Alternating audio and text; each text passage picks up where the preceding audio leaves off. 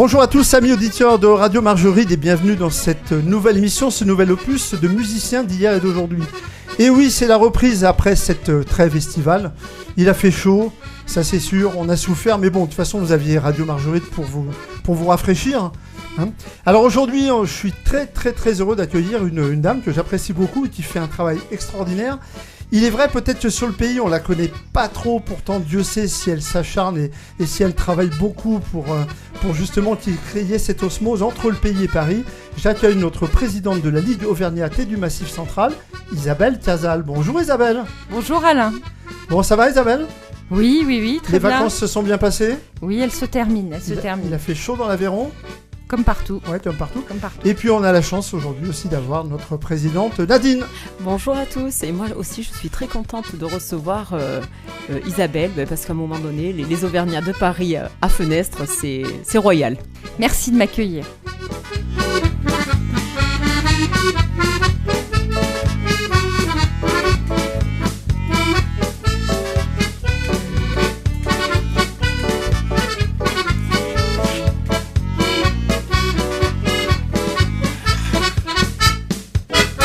Bon alors je vous le disais donc dans la présentation, aujourd'hui on accueille une Aveyronnaise, hein, Isabelle Casal, qui a pris des grosses responsabilités sur Paris et qui aujourd'hui fait un travail, je vous le disais, extraordinaire pour réunir les Auvergnats de Paris avec les Auvergnats d'ici et nos amis aveyronnais, hein, on peut considérer comme des Auvergnats quand même. Ah oui, bien sûr, mais de toute façon, à Paris, la Ligue auvergnate représente 9 départements, dont les Aveyronnais, dont les Lozériens, dont les Cantalous, etc. On va commencer par une petite partie où il faut qu'on apprenne à connaître Isabelle Casal. Alors, d'origine aveyronnaise, de papa et maman aveyronnais ? Oui, mon papa est originaire de Gabriac, près d'Espalion, et ma maman de La Primaube, près de Rodez. Et j'ai épousé un Laïolais. Ah ! Donc en fait, tu t'as sillonné le département du nord au sud et d'est en ouest. Voilà, mais par contre, je suis un peu montée du sud vers le nord, vers l'Aubrac, que j'affectionne particulièrement. Eh ben oui. Et puis, terre d'Aubrac, une grande terre de folklore, grande terre de musiciens. Mais exactement, et puis une grande terre avec beaucoup d'Auvergnats qui sont montés vers la capitale et qui ont fait et écrit l'histoire des Auvergnats à Paris. Alors justement, monter à la capitale, donc tu as passé une grande partie de ton enfance à la capitale.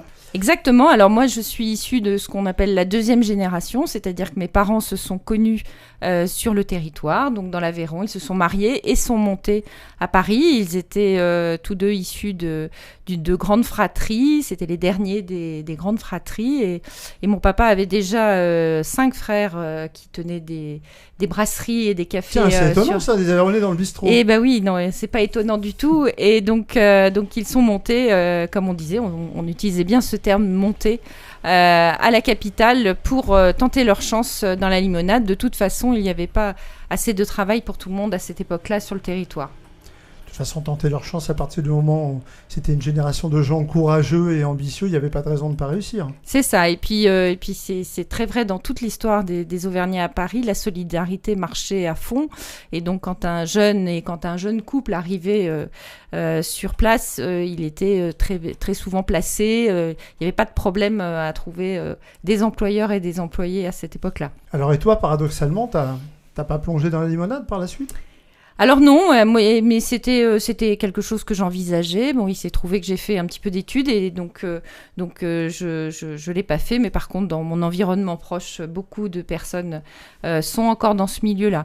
Par contre, ce qui perdure aujourd'hui, et je pense que même les dernières générations, c'est que même dans tous les domaines, on retrouve beaucoup d'entrepreneurs. Donc que ce soit des électriciens, des garagistes, des avocats, des médecins, etc. On retrouve quand même dans cette population issue des Auvergnats à Paris beaucoup d'entrepreneurs et de gens qui travaillent beaucoup et à leur compte. Je suppose que tu n'es pas la seule fille de la famille. Il doit y avoir des frères et sœurs. J'ai un grand frère qui a 6 ans de plus que moi. Dans l'histoire aussi des Auvergnats à Paris, il fait partie de ces jeunes, peut-être que tu étais dans ce cas-là, de ces jeunes qui sont nés à Paris et que l'on a envoyés chez les grands-parents ou chez les oncles et les tantes pour y passer leurs jeunes années. Moi, donc 6 ans plus jeune, je suis parmi les premières, je pense, à être gardée à Paris, donc dans le bistrot, dans le comptoir, dans cet environnement-là. La fibre dès le départ. La fibre, oui, mais c'était comme ça, on se posait pas la question. Donc avec un jour de repos hebdomadaire et c'est ce qui explique aussi donc ce travail très prenant avec des horaires à rallonge, ce qui explique aussi que tous ces Auvergnats se sont retrouvés rapidement pour le peu de loisirs qu'ils avaient entre eux à vouloir danser la bourrée, déguster des bons produits, parler la langue d'oc, etc. Alors c'est vrai qu'ici on a eu la chance d'accueillir quelques musiciens qui ont vécu aussi sur Paris, hein. Je pense à Victor Laroussini qui est un fidèle parmi les fidèles qui est de proche un peu dans le bureau et qui ont connu justement ces périodes à Paris. On a eu les Rovella aussi, hein. Bien sûr, bien sûr. D'ailleurs, on va accueillir Arnaud sur la prochaine émission. D'accord. Il est vrai qu'aujourd'hui, il n'y avait pas les moyens de transport, les communications. Donc, à Paris, il fallait aller où, en fait, pour se rencontrer ? Beaucoup de salons parisiens accueillaient donc ce qu'on appelait les amicales. Les amicales étaient des associations qui regroupaient des originaires d'une même commune, d'un même canton. Et donc, c'était des soirées festives où il se passait déjà beaucoup de réseaux. On parle beaucoup aujourd'hui des réseaux sociaux et les Auvergnats à Paris, pendant 140 années, sont un bel exemple d'un réseau social très très fort de solidarité et d'entraide. C'est vrai. Alors, il y avait les salons Vianney. Les salons Vianney, les salons Delbord, le Lutetia, la Chênaie du Roi. Effectivement, ces lieux, aujourd'hui, malheureusement, soit n'existent plus, soit ne peuvent plus nous accueillir. Et la rue de Lappe. Et la rue de Lappe, évidemment, la galoche d'Aurillac, avec d'autres bals musettes. Tout à fait. Alors, suivant les générations, après, hein, moi, j'ai pas tout connu non plus. Mais c'est normal, t'es toute jeune. Oui, à peine. Donc, ouais. Hein alors, tu nous dis que tu as fait des études, donc parallèlement, on va dire, à partir du moment où on est d'une famille du Massif central, il y a quand même une fibre de musique et de folklore qui t'a animé, je pense, un peu toute jeune, ou c'est les parents qui t'ont poussé ou... Alors, il se trouvait que mes parents avaient un café au Châtelet, donc pour ceux qui connaissent Paris, Paris Centre, Paris 1er. Et à l'époque, donc le groupe d'enfants Pastre et Pastretos faisait ses répétitions le samedi après-midi aux Immers, qui était une grande brasserie également auvergnate, sur la place du Châtelet, donc juste à côté de notre café. Donc c'est très naturellement que mes parents nous ont amenés vers ça, et j'avoue que je ne me souviens même plus avoir appris à danser, donc je devais être vraiment très très jeune. Donc ils te laissaient pas jouer à la PlayStation ou des trucs comme ça? Non, alors ça n'existait pas. Il est clair qu'il y avait moins de télé et peut-être moins de loisirs comme on les connaît aujourd'hui, et donc du coup on était très heureux de tous les loisirs qu'on pouvait avoir. Et puis la danse, c'est toujours très plaisant, et quelle que soit la danse. Alors parle-nous de ce groupe Pastre et Pastrette, parce que tu t'en es beaucoup occupé. Alors Pastre et Pastrette est le premier groupe d'enfants, puisqu'il en existe aujourd'hui un deuxième, il s'appelle le Bailaire, mais c'est le premier groupe d'enfants qui a été créé sur la région parisienne, issu de la fédération des Amicales Aveyronnaises, et il a été créé en 1950. Et donc, c'est tout un ensemble de folkloristes qui sont passés au sein de ces rangs. On dit souvent, et moi je l'ai vécu, je l'expérimente encore aujourd'hui, que le folklore permet des amitiés longues et durables. C'est vrai que moi, aujourd'hui, à 56 ans, je côtoie toujours des personnes avec qui j'ai dansé à l'âge de 8 ans, par exemple. Je te propose de faire tout de suite une petite pause musicale. Alors, on a enregistré ces pauses avec un des plus beaux sons de la cabrette, mon ami Victor, qui œuvre aussi beaucoup au niveau de la Ligue. Donc, un premier morceau, petite pause musicale.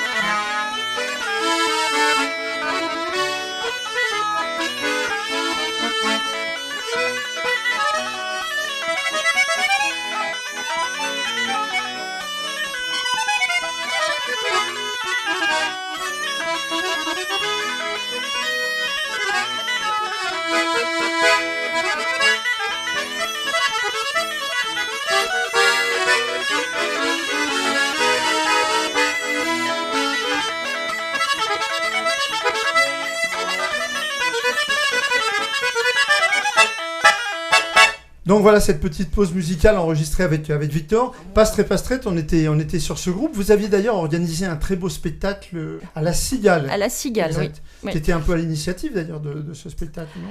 Bien des années plus tard, j'ai eu 3 enfants et donc au départ sur l'initiative donc de mes parents qui ont amené mes enfants donc au groupe le mercredi, j'ai continué et puis en 2008, je crois, donc on est toute une équipe d'anciens pastres à avoir souhaité redonner un peu de punch à ce groupe. Et donc on a repris, je suis effectivement restée présidente pendant 10 années. Et au cours de ces 10 années, on a fait, comme toutes les époques, hein, c'est pas nous plus que les autres, mais nous avons fait des projets un petit peu incroyables, comme danser à la Cigale en ouverture. Pour des enfants, c'est quand même exceptionnel. Danser également avec Sylvie Pulès à l'Olympia à plusieurs reprises. Fait un disque en collaboration avec Cabret et Cabreter. Après, organiser des intergroupes. Beaucoup de choses qui se sont faites durant ces 10 années avec l'enthousiasme des enfants qui est toujours extraordinaire. Et peut-être on aura l'occasion d'en reparler, mais je pense que le fil conducteur de ce que je fais, de ce que j'essaye modestement de redonner, c'est la transmission, parce que j'ai vraiment le sentiment et la conviction que c'est là où on est utile. Alors, concernant la transmission, c'est un peu ma question. Est-ce que c'est compliqué aujourd'hui, à l'heure actuelle, avec justement tous ces réseaux sociaux, les jeux vidéo, la télé, enfin tout ce qui accapare l'esprit de nos enfants, de recruter des gamins justement dans les groupes folkloriques ? Alors compliqué, une fois qu'ils sont là, non, ça se passe très très bien. Parfois, c'est un petit peu plus difficile sur les petits garçons. Peut-être que les filles sont plus expansives et ont plus envie de chanter, puisqu'on y chante aussi dans ces groupes d'enfants, de chanter, de mettre des jolies robes, etc. Les garçons, des fois, sont un petit peu plus en recul, quoique, c'est pas le cas de tous. Mais globalement, on a plus de 100 enfants sur 2 groupes folkloriques à Paris. Donc, c'est une des particularités du folklore, que ce soit dans ces groupes d'enfants ou dans bien d'autres groupes où il y a énormément de jeunes, c'est d'avoir beaucoup de jeunes folkloristes. Et en fait, je rebondirai aussi sur un baromètre qui a été sorti par la marque Auvergne récemment, qui voulait mesurer l'attachement à l'Auvergne ou au Massif central et qui faisait ressortir, entre autres, qu'on est d'autant plus attaché qu'on est émigré ou éloigné de son territoire. Alors on pouvait s'en douter, mais c'est ressorti dans ce baromètre. Bien évidemment, tous les enfants qui intègrent sont eux-mêmes des fils ou des petits-fils de 2e ou 1re ou 3e génération qui sont venus sur Paris. Alors, pour les petits... Il n'y a pas de Bretons, pas d'Alsaciens, pas de Normands. Mais pour les petits dans les groupes d'enfants, oui, ils sont issus de ces générations. Dans les autres groupes, c'est pas toujours le cas, c'est aussi des premières générations, c'est-à-dire qu'il y a toujours des jeunes aujourd'hui qui montent. Alors, il y a beaucoup plus, c'est pas vrai que pour les jeunes, mais beaucoup plus d'échanges avec le territoire. Avant, comme l'histoire de mes parents, on montait à Paris pour y travailler. En gros, on revenait au pays pour la retraite. Aujourd'hui, on est plus dans un schéma avec beaucoup plus d'échanges. Et on a, par exemple, des jeunes qui montent, qui ont fait un premier morceau d'études sur le territoire ou qui sont descendus à Toulouse, qui viennent passer 3 années, par exemple, pour leur école d'ingénieur à Paris. Ils intègrent un groupe folklorique et au bout de 3 ans, soit ils ont rencontré peut-être quelqu'un et ils restent un petit peu sur place ou pas, ou ils retournent sur le territoire. Il y a beaucoup plus d'échanges. Mais donc, dans les groupes se trouvent des Auvergnats issus de toutes les générations. Donc, je résume, tu as fait tes premières armes donc, au Pastre et Pastrette. Donc, tu as assuré la présidence pendant 10 ans. Tu étais mariée, 3 enfants. Oui. Les enfants, est-ce qu'ils ont fait eux-mêmes, tes enfants, est-ce qu'ils ont fait eux-mêmes du folklore ou sont-ils musiciens ? Oui, les deux. Les deux. Alors, les deux. Déjà, bien on va sûr. faire un concours à monsieur. Monsieur. Un petit coucou à monsieur. Oui. C'est normal. Ben oui. Voilà. Alors, Je lui demanderai d'écouter. Voilà, exactement, bien sûr. Et puis les enfants. Alors les enfants, donc Antonin, Laurie, Gabriel, on a cette joie qu'ils aient bien adhéré. Ils ne font pas que ça. Je pense que tout à l'heure tu demandais est-ce que c'est difficile par rapport à la PlayStation. Je pense qu'il y a de la place pour tout. C'est pas les mêmes loisirs, mais mes enfants par exemple sont musiciens. Ils jouent tous les trois de la cabrette, mais ce qui ne les empêche pas par exemple de jouer du piano. Et d'avoir fait plein d'activités et beaucoup de sport notamment. Donc je pense pas qu'il faille faire des choix, en tous les cas drastiques. Bien sûr qu'à un moment donné, on peut pas tout faire, mais on peut tout à fait combiner un sport, une activité artistique et puis faire du folklore également, sachant quand même qu'aujourd'hui, il y a moins de représentations qu'à une époque avec autant d'amicales qu'il y avait sur Paris. Aujourd'hui, il y a des associations de plusieurs natures et pas forcément des amicales, et donc appartenir à un groupe aujourd'hui demande peut-être moins d'investissement, mais une ouverture d'esprit toujours très importante pour pouvoir faire des festivals à l'étranger ou des activités comme on parlait tout à l'heure, des enregistrements de disques, des animations diverses et variées. Alors venons-en aux amicales. Tu as fait partie donc d'une amicale ou de plusieurs amicales, je suppose? Oui, alors par mon histoire familiale, j'avais quelques responsabilités à l'amicale de Gabriac. C'est-à-dire? Mon papa ayant été président, mon frère aussi, voilà, j'ai eu plusieurs postes. Et donc cette amicale existe toujours? Aujourd'hui, elle est en sommeil, comme d'autres, mais bon, on continue à avoir des contacts. Je te propose de faire une deuxième petite pause musicale, toujours accompagnée avec mon copain.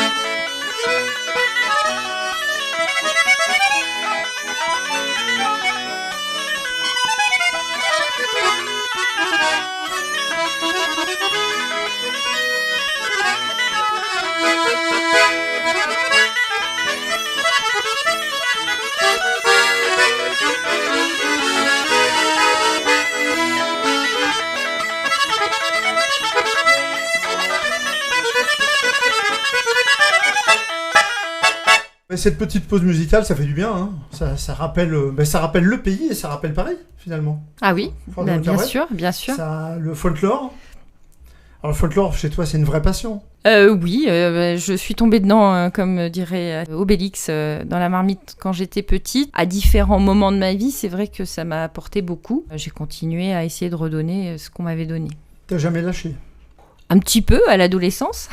Ouais. Après, j'ai été plus ou moins active suivant la vie professionnelle, la vie familiale, voilà, plus ou moins investie. C'est vrai qu'aujourd'hui, mes enfants sont grands, même si j'ai une entreprise donc avec mon mari par ailleurs. Qu'est-ce que vous faites de beau tous les deux? Nous transportons du vin, du champagne, des alcools. Ah, très bien. Voilà. Bah, écoute, ça par contre, je ne le savais même pas, tu vois. Je viens de découvrir ça. Bon, alors on va passer maintenant dans le dur du sujet, parce que là, aujourd'hui, on a la présidente de la Ligue auvergnate et du Massif central. Alors moi, je vais peut-être être un peu cru, mais il faut être complètement dingue pour accepter un poste pareil. Peut-être. Peut-être. Les personnes qui me félicitaient à l'époque, je leur disais de toute façon, il n'y a pas de félicitations à avoir parce qu'il n'y a pas énormément de candidatures non plus. Hein. Donc, c'est sûr que je pense moi-même, 10 ans en arrière, j'aurais dit jamais. Après, c'est pas une personne qui a été élue, c'est une équipe qui ont travaillé sur un projet. En fait, ce qui s'est passé, c'est qu'en 2017, fin 2017, donc Jean Mathieu, le président d'honneur de la Ligue Auvergnate, donc souhaitait passer la main depuis un petit moment et on cherchait une personne pour reprendre. Et moi, je suis persuadée, et je reste persuadée qu'il n'existe pas un homme ou une femme providentiel. Il faut qu'il y ait une aventure collective, des gens qui se retrouvent sur un projet commun. J'aurais peut-être pas dû proposer, mais bon, j'ai proposé de travailler pendant quelques mois à proposer un projet commun au comité directeur, puisque ce qui est important de comprendre au niveau de la Ligue Auvergnate, qui est une confédération, c'est que l'instance dirigeante, c'est un comité directeur. Donc, c'est lui qui prend les décisions et c'est lui qui pilote et qui élit le président et son bureau, etc. Donc, j'ai travaillé sur ce projet en interviewant énormément de personnes de différentes natures, y compris sur le territoire, pour essayer de comprendre ce qui manquait, ce qui devait évoluer, là où on nous attendait, etc. Et puis autour de ce projet, eh bien oui, en juin 2018, le comité directeur a validé les grandes directions, et donc du coup, on a dit on y va. Alors, on va faire un petit peu d'historique. La Ligue Auvergnate et du Massif Central a été créée quand ? Par qui ? Alors, la Ligue Auvergnate a été créée par un Cantalien qui s'appelait Louis Bonnet en 1886. Il était également le fondateur de l'Auvergnat de Paris, journal de l'époque, très très lu par tous les Auvergnats de Paris. Mes parents recevaient l'Auvergnat de Paris et ils lisaient les nouvelles du pays. C'était vraiment le seul trait d'union qui pouvait exister à l'époque. Il y avait même des annonces d'emploi. Bien sûr, voilà, donc c'était très important. Et donc, cette personne a souhaité organiser encore un petit peu plus les Auvergnats à Paris et a créé la Ligue Auvergnate. Au fur et à mesure, elle a évolué, bien évidemment. Aujourd'hui, c'est une confédération, donc ce qui veut dire qu'elle confédère des fédérations et des associations, des 9 départements, avec certains départements plus représentés que d'autres, bien sûr. Alors, il y a eu un président qui a œuvré pendant de nombreuses années, qui est un Lozérien. Oui, Raymond Trébuchon. Exactement. Qui avait aussi un très gros poste au niveau du Crédit Agricole. Oui. Qui a permis justement à la Ligue de passer, on va dire, cette après-guerre, ces années 60, ces années 70, les Yéyé et compagnie. Il n'était pas encore président en 70, hein, donc il y a eu plusieurs générations de Bonnet déjà. Ouais. Il y a eu trois Bonnets, et puis ensuite donc Raymond Trébuchon, effectivement, Lozérien, 30 ans, et ensuite Jean Mathieu, cantalien, et puis moi. J'avais la modeste particularité d'être la première Aveyronnaise à la tête de la Ligue et la première femme. Mais c'est dans l'air du temps. Bah écoute, c'est peut-être un signe pour la présidence de la République. Je sais pas. Parce que être président de la Ligue, c'est un peu de faire de la politique aussi, parfois. Bah, il faut savoir calmer des ardeurs d'un, savoir un peu naviguer des fois en eau trouble, parce qu'on ne fait jamais l'unanimité. Même si on doit reconnaître que depuis tu as pris la présidence, on n'est pas là pour serrer des pompes, c'est pas du tout le type de l'émission. Mais il se passe quelque chose, j'ai l'impression que ça bouge. Alors tu vas nous expliquer un peu de son projet. Qu'est-ce que tu as apporté de plus novateur par rapport aux autres ? Bon, alors ta question me fait très plaisir, puisque déjà, il y a un morceau de réponse dans la question. Donc effectivement, au centre du projet dont je parlais tout à l'heure en 2018, il y avait le lien avec le territoire. Ça, c'est une évidence, et revenir à l'identité, en fait, des Auvergnats à Paris. Et d'ailleurs, j'aime à dire les Auvergnats à Paris, puisque comme on disait tout à l'heure, aujourd'hui il y a beaucoup plus d'échanges naturels des personnes qui se déplacent plus facilement et qui communiquent de façon plus importante avec le territoire, et donc du coup ça c'est une évidence. Donc le lien avec le territoire est au centre des choses que nous essayons de faire. On parle souvent de la nuit Arverne, évidemment, avec la Ligue Auvergnate. La nuit Arverne, pour moi, c'était une évidence qu'elle devait redevenir Arverne, dans tout le sens du terme. Elle se déroulait avant, et c'est pas du tout une critique, mais elle se déroulait dans des grands hôtels parisiens, plutôt soirée de prestige. Moi, j'ai souhaité qu'elle soit une soirée où on faisait monter l'Auvergne à Paris. Quand j'utilise le terme Auvergne, moi, c'est y compris les Lozériens, évidemment, les Aveyronnais, etc. C'est le Massif central c'est vrai, à Paris. Parce qu'en plus, on mange des produits locaux. Exactement, mais pas Déjà. voilà, mais c'était la base. Pour moi, c'était la base. Recréer du lien, c'est tisser des partenariats, comme avec le PNR Aubrac, avec qui on organise la nuit des Burons, avec la marque Auvergne, avec qui on fait plusieurs événements. Que recréer du lien, c'est dans toutes les activités. Et c'est la raison aussi pour laquelle je suis là aujourd'hui. C'est pour créer du lien. Très bien. Ben écoute, à nouveau, un petit peu de musique, hein, pour rester dans l'ambiance de tout ça, et puis on revient sur ce projet, et puis tu vas nous raconter un petit peu tout ça.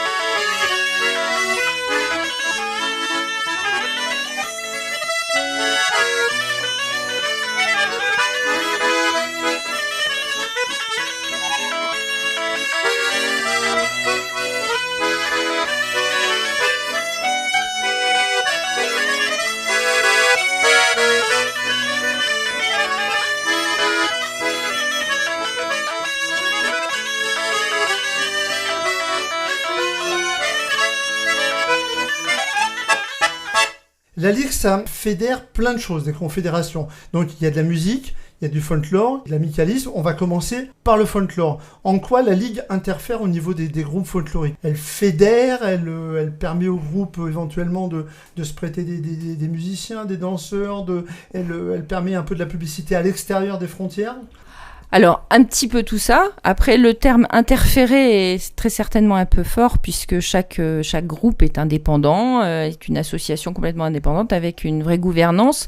Elle a plutôt un rôle de soutien et éventuellement d'organisateur. Après, suivant les époques, je pense que la Ligue a répondu à différentes problématiques. Il fut une époque, par exemple, où plusieurs groupes folkloriques se sont associés sous l'égide de la Ligue pour travailler sur les costumes, faire de la documentation sur les costumes. Un gros travail des Auvergnats à Paris repose sur les costumes auvergnats et traditionnels, sur la musique également. Donc on a bien compris que tout ça, tous ces groupes folkloriques, vous en étiez un petit peu le garant et que chacun restait complètement autonome. Alors les groupes folkloriques, c'est aussi de la musique, hein.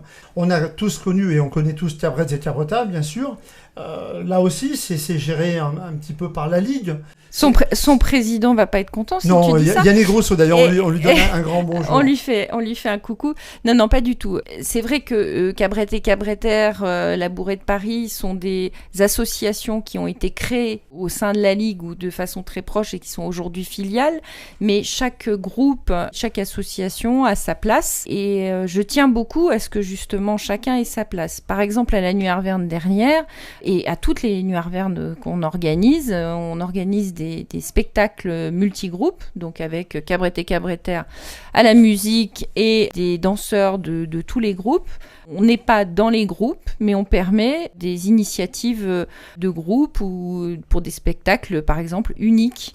On collecte aussi des fois à la Ligue des demandes d'intervention pour les groupes qu'on leur fait passer et puis suivant ceux qui peuvent y répondre. Par exemple, au moment du Salon de l'Agriculture, quand on doit faire des animations, encore une fois, en lien avec les personnes du territoire et notamment pour mettre en valeur les races, Aubrac, Salers, etc.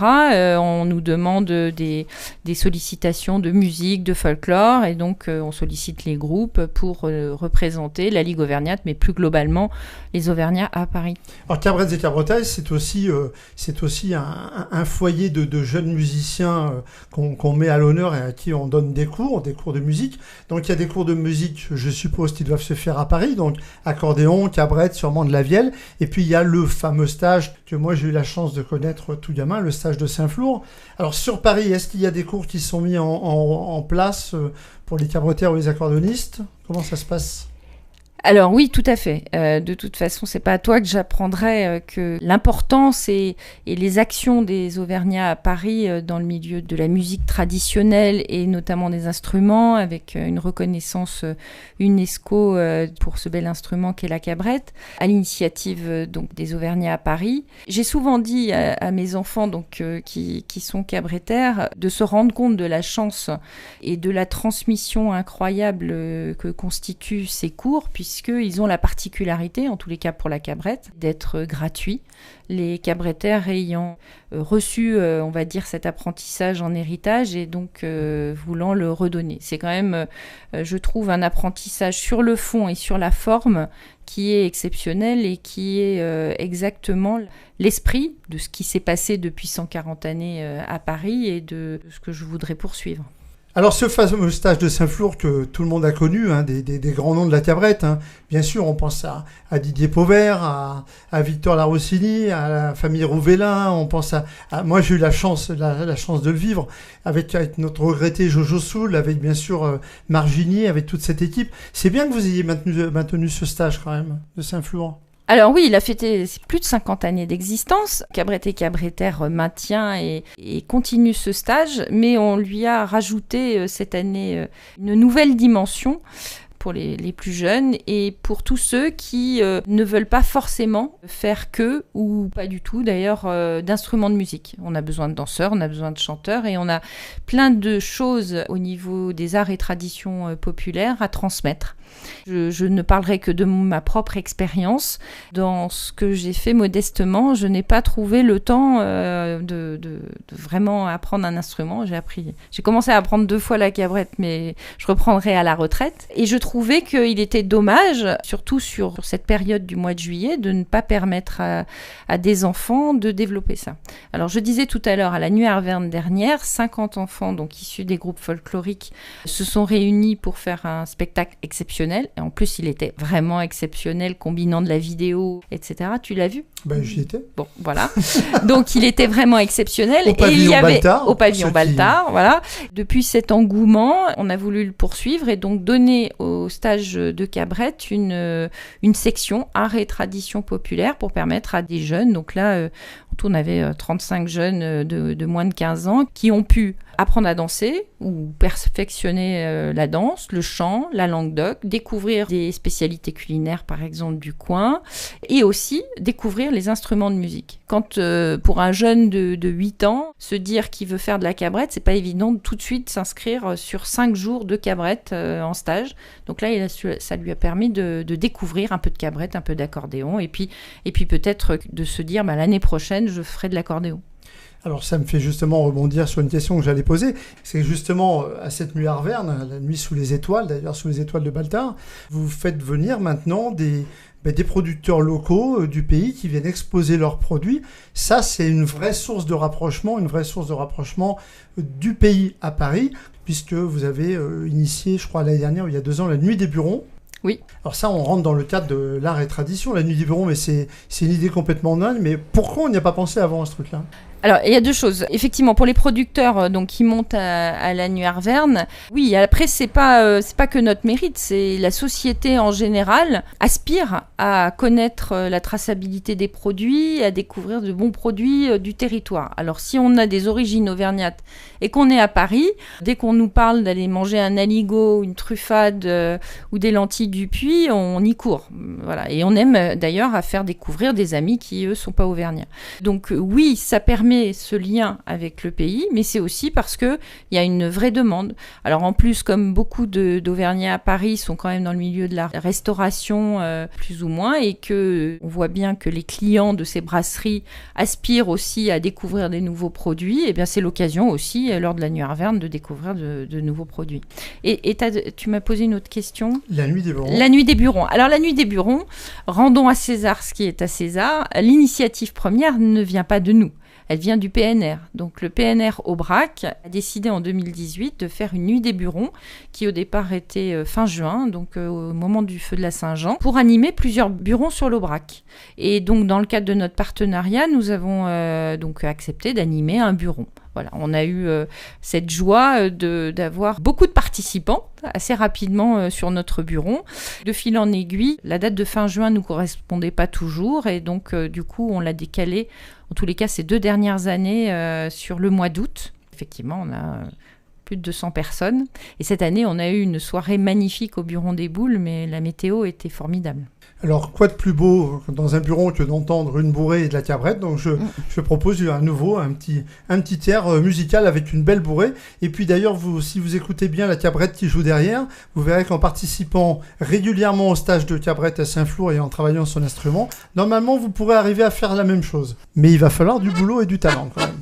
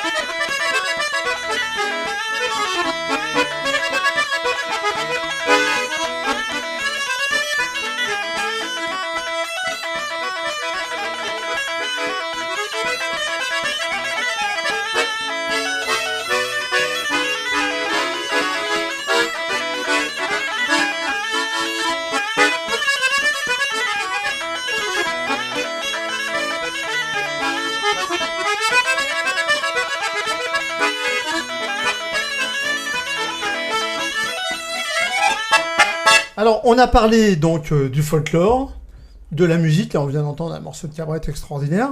Il faut parler maintenant des amicales, mais on a dit brièvement un peu ce qui s'était passé. Il faut parler des arts. Alors, il y a un prix qui s'appelle le prix Arverne, qui est un prix littéraire.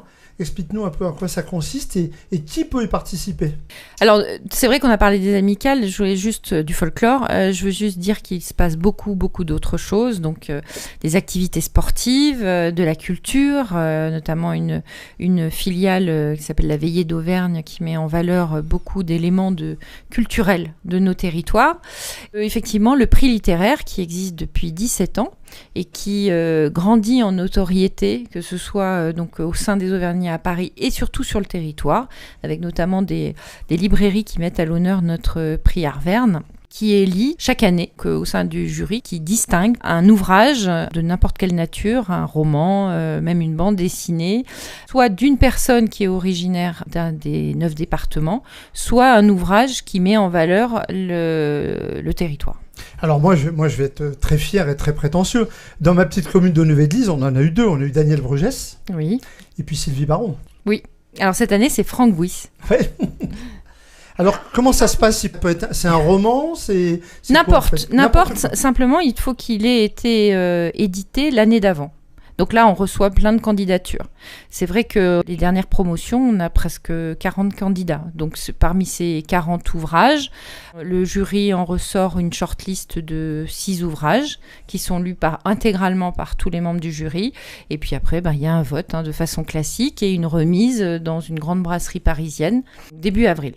Et puisqu'on parle quand même de ce prix littéraire, je me permets d'enchaîner, parce que peut-être tu le sais pas, sur le premier prix artistique. Donc, non. Alors vas-y. Voilà, J'en ai entendu parler, mais je ne sais pas si tu sais. Voilà, donc cette année, donc début octobre, exactement le mardi 3 octobre, nous remettrons le premier prix artistique Arverne de l'histoire de la Ligue auvergnate pour une œuvre qui aura répondu au cahier des charges de cette année. Chaque année, le jury détermine un thème. Cette année, c'est Couleurs d'Auvergne. Et donc, la date limite de ce dépôt de candidature qui est passé maintenant, c'était le 31 août. Donc là, on va connaître très bientôt la shortlist des œuvres qui sont retenues. Et le 3 octobre, ces artistes viendront présenter. Alors, il y a plusieurs catégories, c'est très réglementé.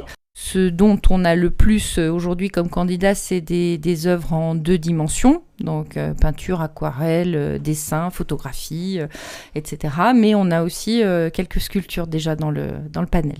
Très bien. Voilà. Je veux rebondir sur, oui, parce que c'est vrai que c'est un petit oubli de ma part, la Ville d'Auvergne, qui fait quand même un travail extraordinaire d'archives et puis de culture, qui organise régulièrement d'ailleurs des conférences au Sénat ou à l'Assemblée nationale. Tout à fait. La dernière était sur le viaduc de Garabi, et d'ailleurs avec une descendante Eiffel qui participe aujourd'hui au jury du prix artistique. Voilà. Très bien. Comme quoi. Bon alors, la Ligue auvergnate, le folklore, la musique, tout ça, il y a la reine de tout ça qu'on appelle la Pastourelle. La Pastourelle, c'est une institution au niveau de la Ligue. Ça fait, je crois que cette année, c'est le 100e anniversaire, si je ne me trompe pas. Exactement. En 2024, cela fera donc 100 années de Pastourella. Alors, je tiens quand même à préciser aux auditeurs que tu as été Pastourelle de la Ligue en quelle année ? Il y a longtemps. En 1984. Bien. Alors, comment ça se passe, en fait ? Pour être Pastourelle, c'est chaque département qui présente une jeune fille. Il y a quoi ? C'est un peu c'est une Miss France de l'Auvergne, quoi, en fait. Non, c'est pas une Miss France. C'est pas les mêmes critères. Juste moi, sur mon cas particulier, j'ai oublié quand même de dire, j'étais à l'époque membre de la Bourrée de Paris et sur un quiproquo ou par amitié avec d'autres jeunes filles qui se sont présentées en même temps que moi. Nous sommes présentées à plusieurs. Et donc, effectivement, j'ai été élue Pastourelle à l'époque de l'Aveyron et de la Ligue. C'était mes premiers liens, d'ailleurs, avec la Ligue auvergnate. J'imaginais pas que j'y serais encore autant de temps après. Oui, puis tu y es pour un moment. Non, je pense pas. Non. La Pastourelle, effectivement, c'est une institution au sein des Auvergnats à Paris. C'est celle qui représente, qui fédère. En fait, elle a dans sa représentation, la Pastourelle et ses demoiselles d'honneur, puisqu'il y a des pastourelles par département, représentent tout ce qui nous est cher. Donc on a parlé tout à l'heure du lien avec le territoire. Donc en costume régional, elle représente son territoire. Et d'ailleurs, l'origine de l'élection de la Pastourelle voulue par la Ligue auvergnate à l'époque était une élection de costume. Donc c'était bien la représentation du territoire à Paris de façon visible, dans toute sa diversité, dans toute sa richesse, puisque les costumes régionaux des jeunes filles de tous les départements sont très différents. Voilà. Donc ça, c'est la première chose, c'est elle représente le territoire. Ensuite, elle fait le lien entre tous les Auvergnats à Paris. Elle rassemble la Pastourelle de la Ligue donc à la houlette, donc qui est un bâton de berger, d'une bergère, et donc l'image c'est vraiment de rassembler les bêtes de son troupeau, donc de rassembler les Auvergnats à Paris. Elle transmet, puisque la houlette se transmet. Donc aujourd'hui, toutes les pastourelles ont également des écharpes, mais d'année en année, on transmet. Donc c'est vraiment un acte de transmission, et sur 100 années de pastourella, c'est vraiment une aventure féminine, de jeunesse, et de transmission dans la plus belle image. Elle a aussi, depuis donc 2018, une autre dimension, souhaitée par l'équipe effectivement de la Ligue, une dimension solidaire et caritative, puisque chaque pastourelle, en se présentant, place sa candidature pour mettre en valeur une association caritative de son choix. Elle permet à cette association, d'une part, qu'on parle de cette association, et également de faire gagner de l'argent par son engagement de pastourella. Voilà. Alors d'une fois qu'elle a été élue, cette pastourelle, donc elle représente bien sûr tout le Massif central en général, elle participe aux Pays de France, je crois. C'est fini ça ? Alors si, il existe toujours les Pays de France qui, elles, donc représentent les provinces françaises par une fédération de folklore. Donc c'est vraiment une organisation folklorique. Il existe des pastourelles qui se présentent avant ou après, il n'y a pas de hiérarchie pour faire cette représentation. C'est pas exactement le même rôle, mais c'est tout à fait bien aussi et louable. Bon, très bien. Ça fait quand même beaucoup de boulot, cette ligue.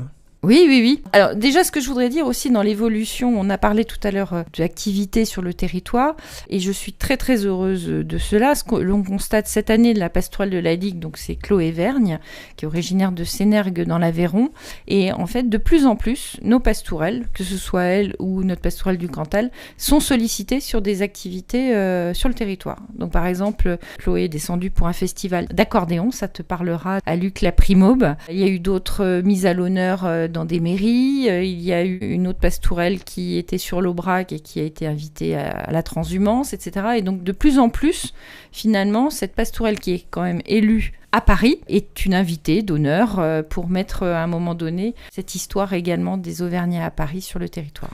C'est bien, ça prouve que toi et ton équipe, vous faites le job. On a encore des choses à faire, mais en tous les cas, effectivement, c'est dans la bonne voie. On est très satisfait de ça, oui. Bon, je te propose à nouveau un petit morceau de musique, et puis après, malheureusement, il y a encore plein de choses à raconter, mais éventuellement, tu reviendras peut-être un peu plus tard, on pourra refaire peut-être une prochaine émission. Petit morceau de musique en attendant, puis on fera quelques conclusions.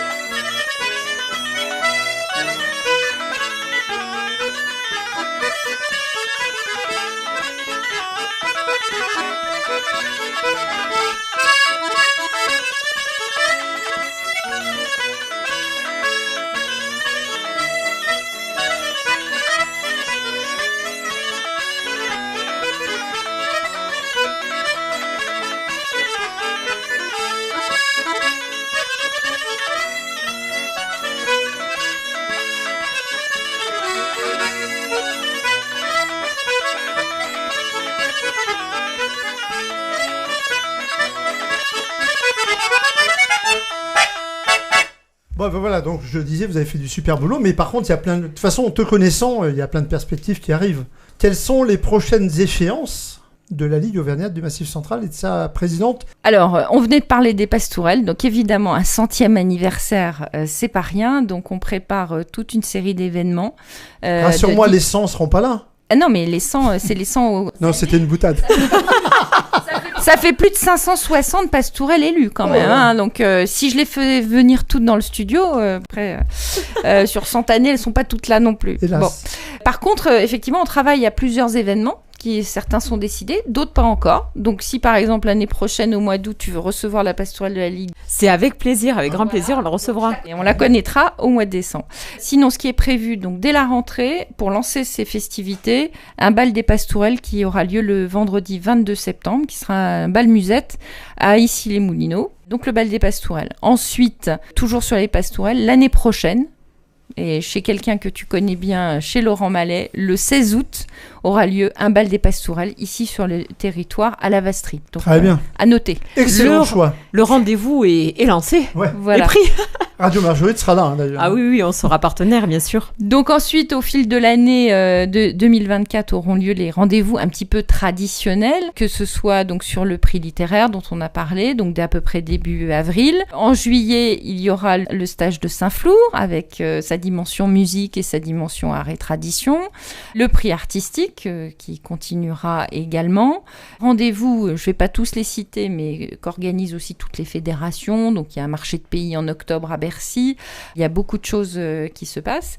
Et puis, s'il n'y avait qu'une date à retenir tout de suite pour l'année 2023, c'est bien sûr le 9 décembre au pavillon Baltard pour la nuit Arverne et on prépare énormément de surprises. Alors, aura lieu l'élection des pastourelles l'après-midi, que tu connais, ouvert à tous. Le jury, c'est le comité directeur qui note pour élire la pastourelle de la Ligue et qui note sur toutes les pastourelles.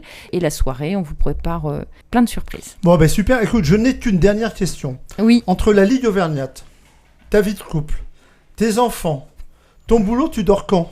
J'ai pas bien dormi là, cette nuit d'ailleurs parce qu'il faisait trop chaud encore. Non, mais je dors, pas d'inquiétude. Bon.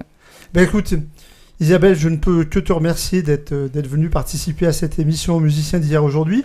J'espère que tous les auditeurs auront compris l'importance qu'ont les Auvergnats à Paris comme les Auvergnats au pays. On est tous du même coin, on a tous le même cœur. Il faut être solidaire dans ce monde qui bouge un peu à vitesse grand V. Et si tu me permets, puisque effectivement on parle de musiciens, j'ai parlé de musique tout à l'heure, mais peut-être pas assez des musiciens.